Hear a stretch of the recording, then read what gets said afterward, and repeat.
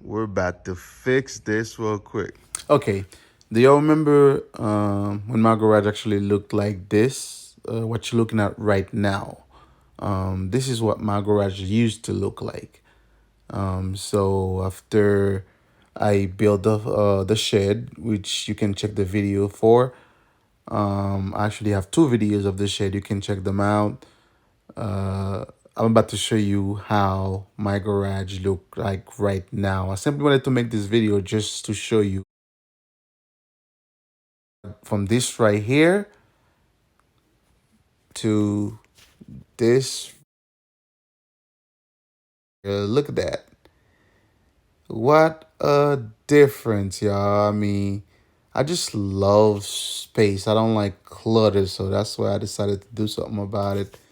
So right now you can see my garage look dope. I mean, I love this. So I was able to declutter the garage by putting almost everything that was in there in the shed that I built.